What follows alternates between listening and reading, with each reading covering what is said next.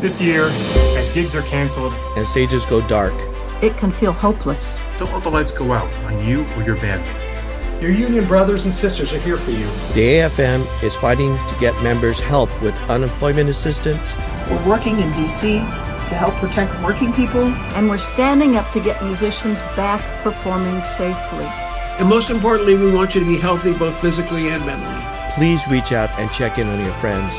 It's okay to ask if they're okay, and it's okay to not be okay. We will return again when the curtains call.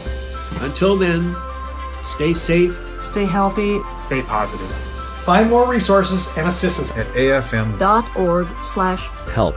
And remember, together we are stronger. Stronger. Stronger.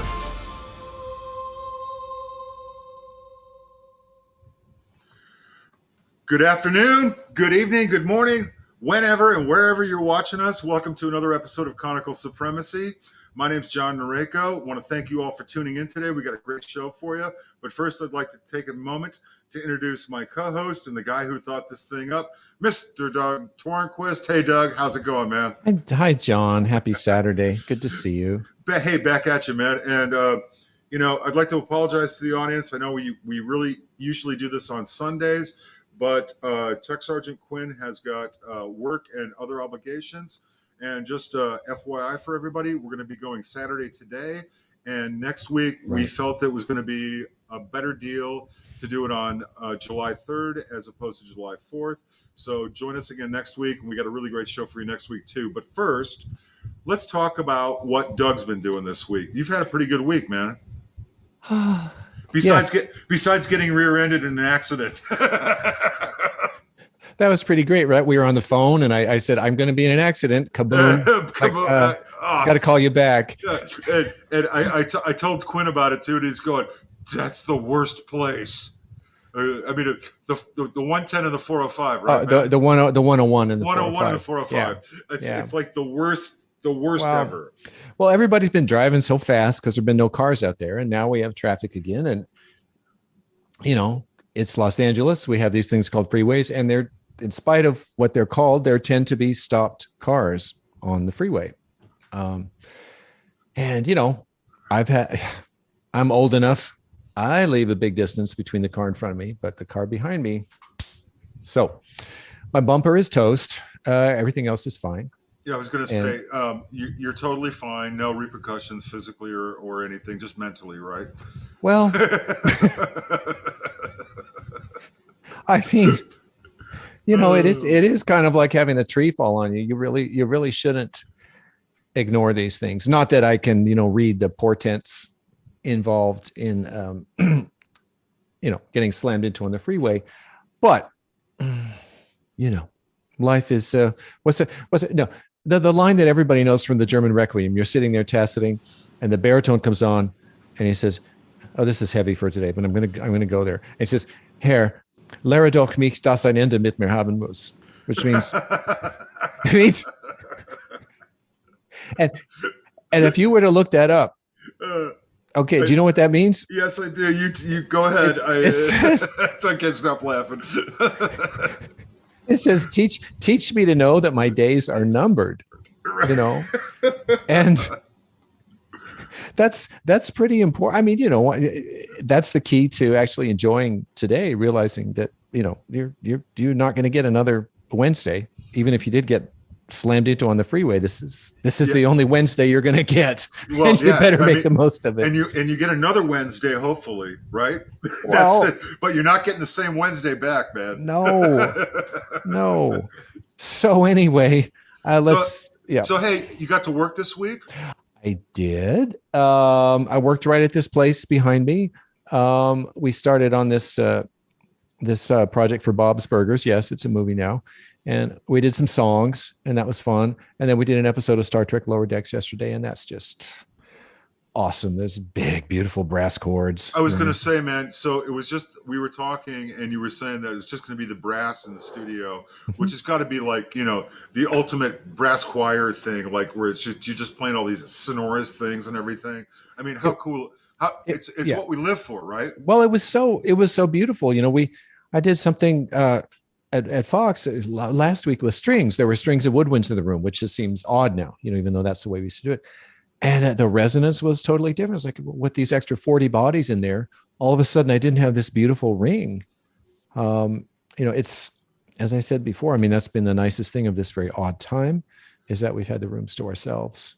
It's pitching, man. I'm really glad. Hey, just an aside, everybody out there watching us right now, Tech Sergeant Quinn has got our chat thing up so we can actually see what you guys are chatting about. So if you've got questions or anything else like that, Doug and I are more than happy to answer those. And I don't think Doug's Doug's horns were damaged in his accident at all. No. Thank God. Yeah, Quinn. That's what Yeah. So we're cool on that. My week was interesting. Mm-hmm. I practiced a bunch. I've been working on. I sent you a little deal on it. What Yeah. I've been working on, and it's a solo violin Bach piece that my friend Robert Nunes did an arrangement of. It's not published yet, but it's going to get out there, man. It's a lot of fun. But you always ask yourself that translation matrix. Because we've talked about the cello suites and stuff like that. That's a little more akin to playing tuba than it is the violin stuff, and how putting yourself, and that's what I'm trying to do, is put myself into that violinist mindset of how they're able to get across the instrument. and just do this really great stuff. So the same thing is true with the tuba. How do I get across the instrument and play it violin-like? Well, I know who you should ask. Who? Roger Bobo. Well, there you go, right? I mean, there's a maybe I will talk to Roger about that. Hey, I wanted to throw up this thing just prior to bringing our guest in today. I was lucky enough to be on a couple of Big Bad Voodoo Daddy records back a minute or two ago, and we're going to play a little snippet of that on Save My Soul. But I think it was Google that paid for this. They did a whole mashup thing where they would call like two different type of art forms and have them do a duet. And the video we're going to show you is Voodoo Daddy with me, but instead of the drums, we have a tap dancer. And that's kind of the drum aspect of it. And I hope you guys dig it. It was a long day, but it was a lot of fun. So here's a little Voodoo Daddy. Go ahead and throw that up, Quinn.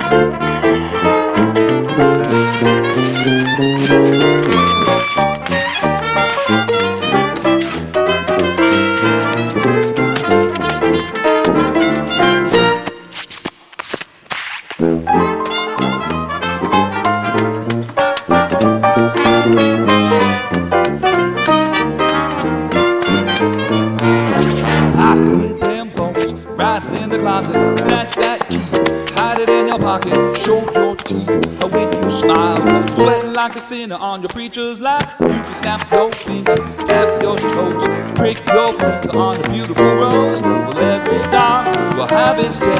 Well, trust me, son, you're gonna pay, and you can buy your way down to the playground.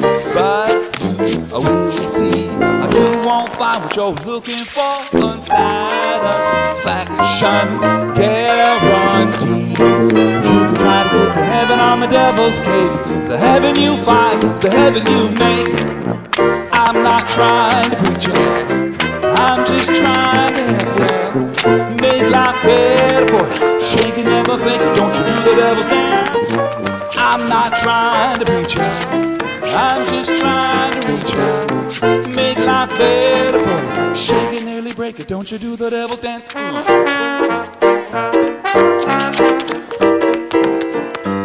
Zibbity-boo, zap-boo, zibbity-boo.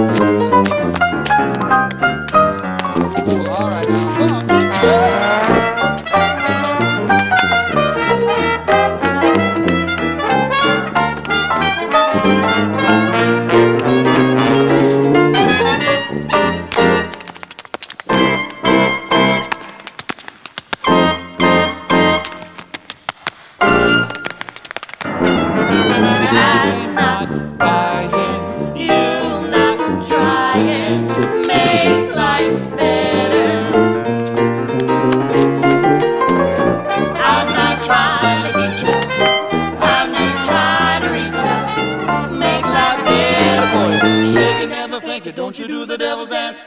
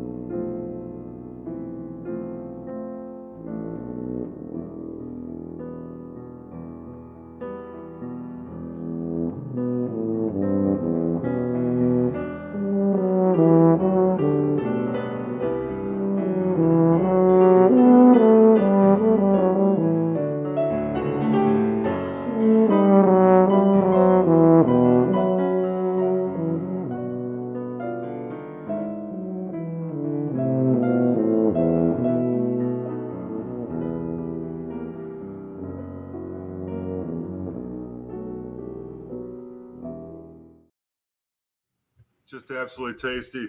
We got the one and only Zach Collins with us today, man. I mean, this is so great. And I think one of the really cool things is, Doug, correct me if I'm wrong, is that when Zach was at USC, were you just started teaching there, or were you? I was around, and I was I was doing chamber music, but I was not Zach's teacher. So yeah, we had Doug was our quintet coach, and we had a quintet of quite a few characters. And Doug took us to Fish Off. He coached us, and we ended up making semifinals of Fish Off and having a good time. Well, Zach, I can't thank you enough for taking the time out and spending some time with us today, man. The Lebedev, whatever you that must have been just a hoot for you to play that music in Moscow. Piano player was just wonderful. She's amazing. Yeah. I mean, you could just listen to her, right? I mean, it was just, how easy is that? But I know. Yeah. What horn were you playing right there? And can you kind of talk about that? Because your musicality on it is really impressive, man. And not only dynamics, but I mean you found the music, and you can kind of tell. And I'm a big romantic when it comes to singing on the horn and everything else like that. But I mean, you were doing it. What was your process to get in there on that? Well, thanks. First of all, and thanks for having me on today. This is just very much a privilege. I see the list of guests that you guys have had, and I feel a little silly being on here in that list. But I appreciate it. But yeah, so that whole thing. Do I have time to tell a little bit of a story? Absolutely. You have all the time in the world, man. Yeah. So I have my colleague, my trumpet colleague, had a connection to this festival in Russia. So we had gone over as a brass quintet a couple years ahead of time, and we were in St. Petersburg, and then when we were in Moscow, and we weren't doing anything that was really connected to the tuba studio. We were really kind of connected to the trumpet studio. They had this trumpet day. So we were playing, and one of the tuba students came and grabbed me and said, "Oh, you should meet our professor." I mean, I didn't really understand what he was saying because they weren't speaking, but that was my understanding. So he dragged me. He said, "You should come to our lessons." And I thought, I don't know if I feel comfortable with, I was not invited by the tuba professor to come sit in on their lessons. So I go down there, and it's in this big room. It's in this giant room, and all the tuba players are there. But the professor was not. So I'm sitting there, and all the students are there. And then the tuba professor comes in, and he just kind of looks at me, and he says something in Russian to the tuba players. And then he just grabs me and walks me out of the room and starts walking me down the hallway. And I thought, what's going to happen to me? I'm going to get thrown off the roof of the Moscow Conservatory. And he took me down the hallway and around the corner. And then it was the faculty cafeteria. And he bought me lunch, and he sat me down. He said, "Eat." And then he went off and taught some lessons. And he came back and he asked through an interpreter, "Did you get enough to eat? Have you eaten enough? All right, then you come back." And so we go back to the tuba room, and he immediately sends off a couple students, and they come back, and they've got even more food. So they're My people. I go in. Those are my people. I know, it was just it was phenomenal food too.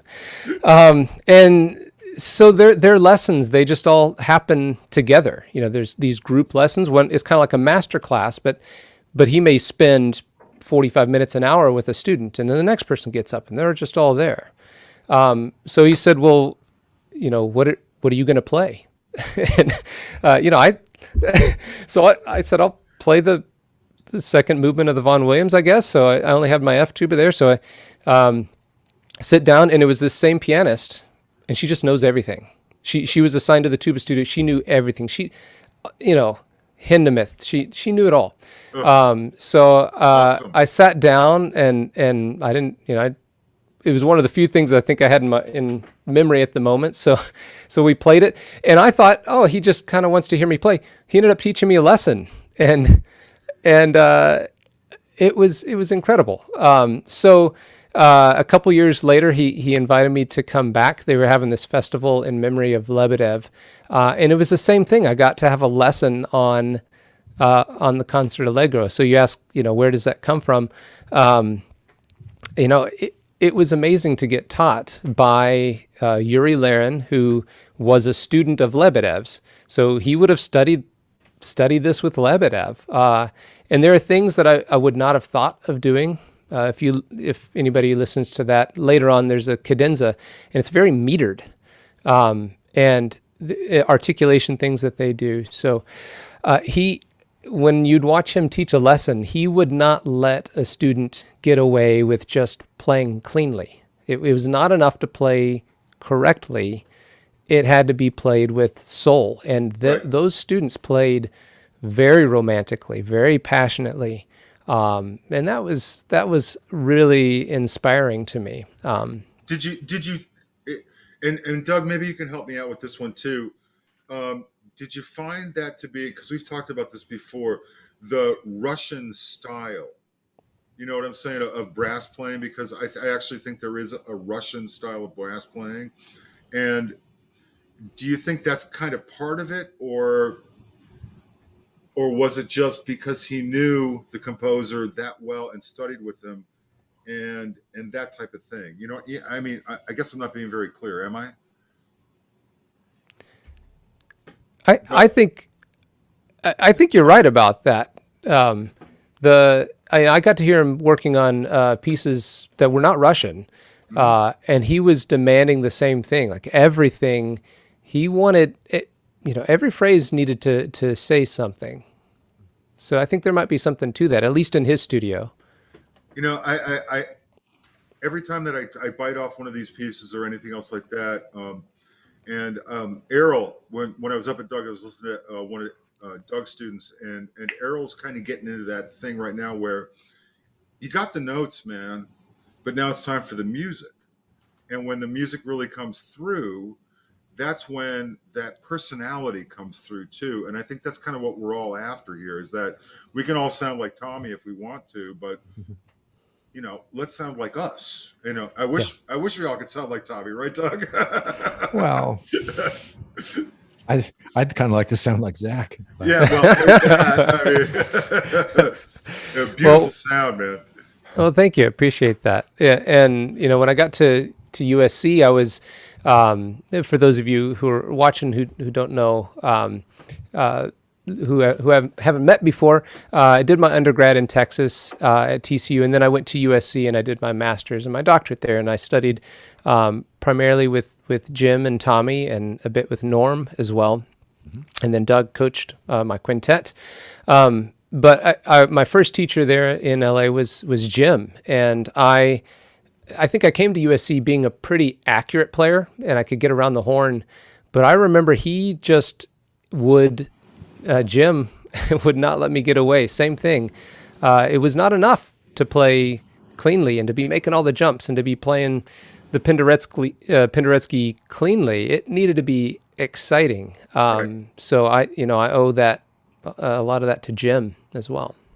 Yeah, it's that soul thing, and I think that's as a teacher. By the way, everybody out there, Zach is teaching. Can we throw that up right now, please, Quinn? For those of you who are looking for a masterful teacher, that's where Zach is teaching. I highly recommend at Cogswell Hall in the music department, right there. And if you're looking for a great teacher, here's one guy right here. Everybody out there, I'm not kidding. It's a great thing. But speaking of Jim and everything else, one of the reasons that Doug and I wanted to have you on this week was the VTech, which was the virtual tuba euphonium conference this year. You won the best recording, did you not? Best tuba solo, yeah. Yeah. Solo tuba recording. And can you talk about that for just a little bit, man? Sure. Yeah. Well, I appreciate that. So I recorded an album a couple years ago called Chronicle, and I was fortunate to have a sabbatical at IUP, and I used that time to record the album. And I wanted to record stuff that hadn't been recorded before. Some of it had been written specifically for me. Some of it was stuff that I had just really enjoyed playing, but hadn't made it on a commercial CD before. And then there was also some, I had some chamber music, a couple chamber pieces that I wanted to put on there. One of them is another Russian piece that was played on that same concert that I really loved, this Strukov scherzo for piccolo, trumpet, and tuba. So that's really where the concept of the album came from. And I had, as you'll hear if you hear the recording, I had a great group of musicians around me. I worked with a fantastic pianist. Hey, that's where it came from. Not to interrupt, but let's take a taste of that right now. We're gonna throw up actually the title of the album, Chronicle, right now. Okay. And here's Mr. Zach Collins at his best.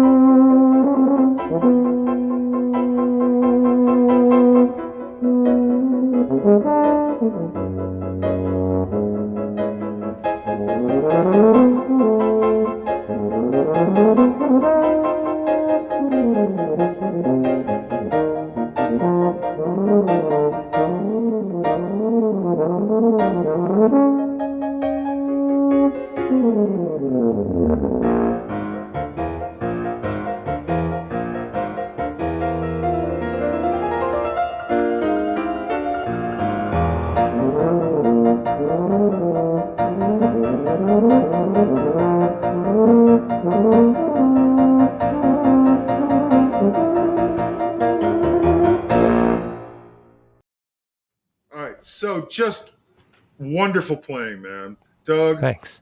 Yeah. It's I haven't heard you play in so long, and it's like from the first few notes, it's like, yeah, that sounds like you. Yeah. It's just beautiful. Thank you, Doug. Appreciate that. But I think what's interesting, dude, is first of all, the piece itself is a really kind of fun piece to play. It sounds like I've not played it, but while we're listening to it, you go scales, scales, scales, and you know, Doug and I have talked about this, harped on this to no end, and I'm really glad to see that we have a brother in arms on this. Practice your scales. Yeah, that's what music is made of. Yeah, I mean, my students know that I'm a big proponent of fundamentals, and I was always that way, even in undergrad. My philosophy was, if I spend a good bit of time doing my fundamentals, well, that's what I'm doing later in the day. When I get out a concerto, I'm just taking those fundamentals and I'm putting them in a different order, and so you save yourself some time, and that way you're not just cleaning that lick in the Von Williams. You've seen that arpeggio. You've played in F minor. You know these keys. You know these patterns. It's all patterns, whether it's in your fingers or in your lips. And so that hopefully, if any of my students are tuning in, see, they think the same thing out in California. It's not just a Pennsylvania thing. No, we don't just play scales. And I'm so glad you said it, man, because you said it more succinctly than I do. So thank you for that. Because I just rounded around, but it's so important. I was listening to someone play, and I'm going, well, that's just a 2-octave F arpeggio. Mm-hmm. So why aren't you playing those type of arpeggios in your warm up? Mm-hmm. Right. That's a good idea. No, That's what you're supposed to be doing. I mean, that's what all this stuff is made up of, man. I mean, it's like, and I think you bring up the really cool thing, which is the pattern recognition. Yeah. That when you can look at a piece of music and say, oh, that's just a 2-octave E flat major scale, or that's just a whole tone scale, or that's just this. And I try to tell my students the same thing, where if you can recognize what it is, you're already moving on, which means that Right. you're getting ready for what's happening next, which Yeah. is what we all want to do. So we can make more music that way. All right, done. So this record, oh, wait. Oh, by the way, Zach, Jim is watching right now, and he said, yo. Yo, Jim. And we've got a bunch of other stuff, and there's Jim saying, yo, Zach. So I want to pull up another one. What's the next one, Quinn, that we got up? We got the variations. Oh, variations. Can you set this up for us, Zach, if you don't mind, please? Sure. Is this yeah, so this one, the composer of this, let me back up, because I just want to give a little bit of plug to Chronicle. It was written by Anthony O'Toole. The first track that we listened to, 3-movement piece. But Anthony is a composer, orchestrator out there in LA now. He was a student here at IUP when I first got here, and was prolific as an undergrad. By the time he left here, he had written 2 tuba concertos, several pieces for full band, several pieces for brass quintet. He graduated probably 12 years ago now, and he's fairly well known in the wind band area now. He's written a lot of good stuff. But if you don't know the music of Anthony O'Toole, great stuff for pretty much any kind of medium. And that piece was written for another one of my students, so it was kind of neat to get to play that one. Zachary Variations was written by a composer named Doug Briley, who I don't think is doing a whole lot of composing now, because he's a very successful graphic designer in Texas, but just wrote tuneful stuff. And he started writing this, I think, when I was still in high school, and finished it, I believe, when I was maybe a sophomore in college. And it's just been one of my favorite pieces to play. I don't think very many people know about it, and I wish people did, and that they would play it. And so that this was really the piece that caused me to think about doing this project years ago, was to get this down on a recording. Well, you know what? I hope everybody out there is going to take a good listen to this, because this is a cool piece of music right here. So here's a little variations for you.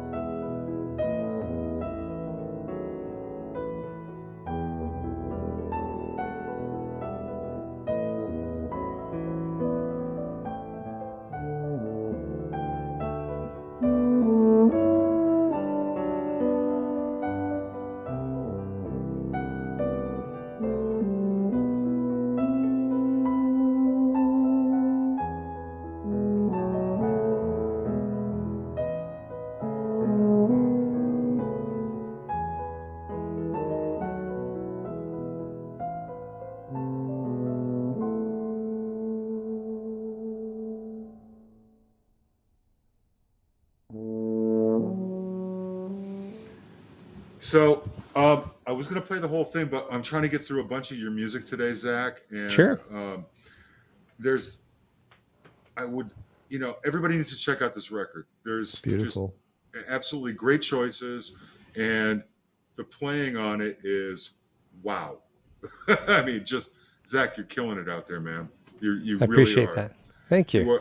But I want to talk about this next cut, and maybe you can do it because it's kind of like a tuba ensemble, Angle East, right? Sure. So everybody that's on this, was this part of your studio, or were these hired guns? What was the deal with this one, man? Yeah, so I originally wrote this for my studio, probably 2009, 2010, something like that.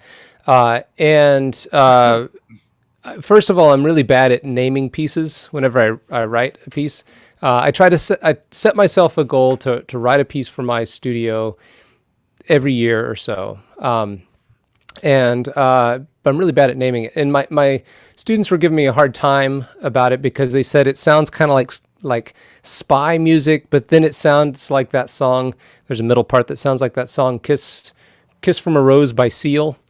So I messed around with an anagram maker. So Angle East doesn't mean anything. It's an anagram of Agent Seal. It's the only two words that made sense with those letters. Awesome. So the ensemble that you're going to hear is a collection of current IUP students, alumni, and my trombone colleague, also playing on euphonium. And hey, Doug, as far as the tuba ensemble thing is concerned, since USC's got their thing, I wanted to ask both of you, since I don't live in that world very much, is there a lot of new music coming out for tuba? I mean, here you are, Zach, writing some new stuff for everybody, but is there some new stuff out there that people can check out, since you guys are kind of in the know? Doug, you want to go? I defer to you. I mean, there's a lot of stuff being written, and because we need it, these ensembles are around, but I'm not leading one at the moment, so I can't speak with authority. Yeah, there's quite a bit being written, and they're really, I mean, some people are self-publishing, obviously, but Cimarron is a really good spot to find a lot of that stuff. Potenza's doing some of that as well. But yeah, there's some great composers that are writing for it, and I think a lot of people are in my position. Writing, who your students are, where your strengths and weaknesses are. So I think a lot of people are doing that sort of thing and writing for their students. Now, are you publishing any of your work, Zach, or are you kind of keeping it to yourself? No, most of the stuff that I've written that is publish worthy, maybe publish worthy, is with Cimarron. This Cimarron. All right. Yeah. Well, hey, I really want to. The reason why I cut the last one short is I really want to play the whole thing on this Sure. one because it's very cool, man. And I got kudos to you for writing some cool stuff. And Thanks. Here's a little Angle East.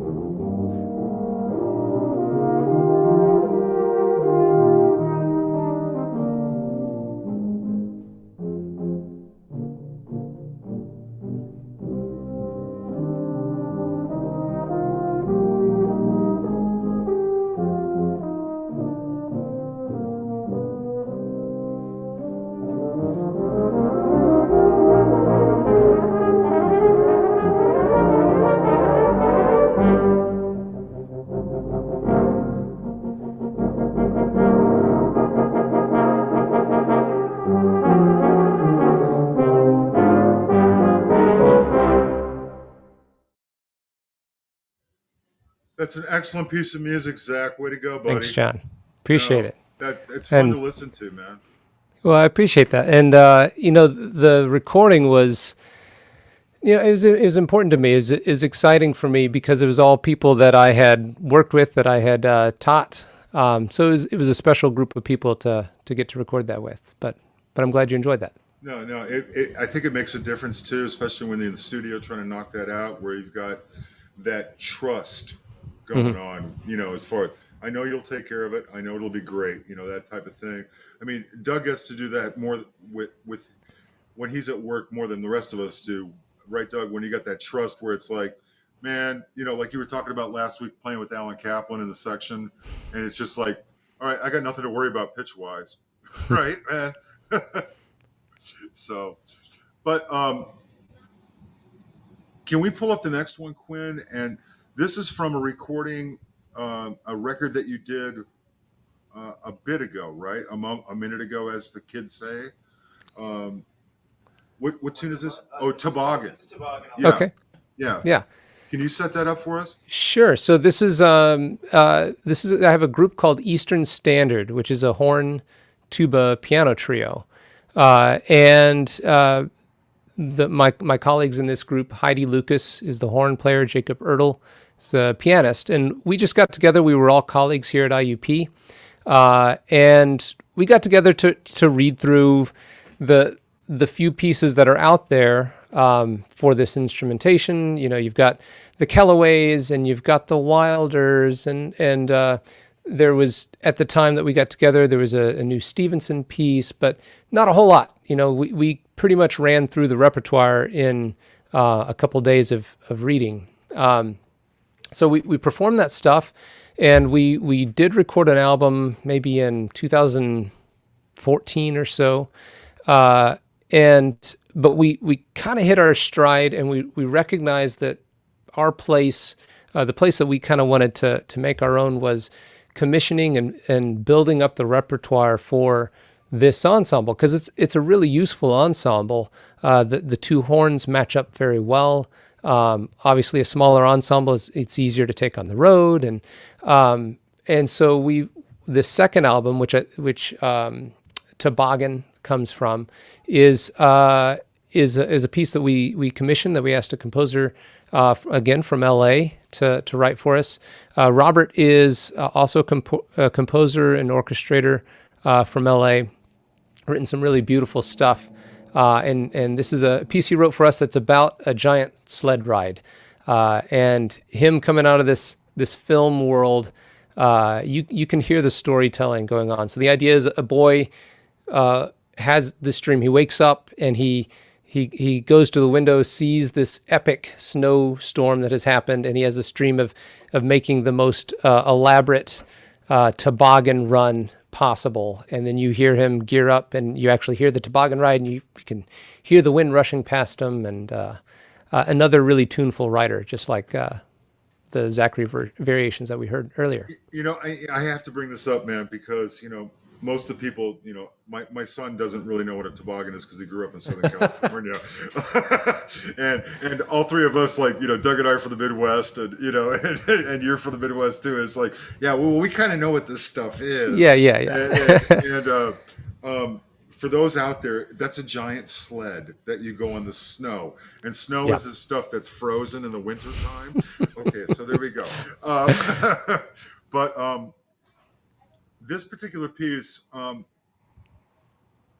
I get the whole horn and tuba thing, because actually Jim, I was up playing with Jim the other day, and I don't have any spit valves on my horn or anything. And Jim goes, "What are you playing? Just a big friggin' horn?" And I'm going, "Well, yeah, man, because it is just a big friggin' horn. It's just, you know, I mean, it's just got a big mouthpiece as opposed to the pea shooter, right? You know, so yeah. Well, it mixes well, but I appreciate my colleague when she's emptying slides, because that's a lip break for me. So I'm all for it. Go ahead. Yeah. It's just, you know, it's one of those things, and that sound is, you know, Doug and I talk about a lot about the whole conical sound of things, and we've had some brass bands guys on here with that whole idea and everything. But when you get the French horn involved, it kind of breaks that sound up, because it can do, still got that conicalness thing going on, but when you want to, it can go right over the edge and really be kind of a cool thing to break up that whole sound. Or timbre, I guess would be the proper term. But let's go ahead and check this out, man. Here's a little bit of toboggan.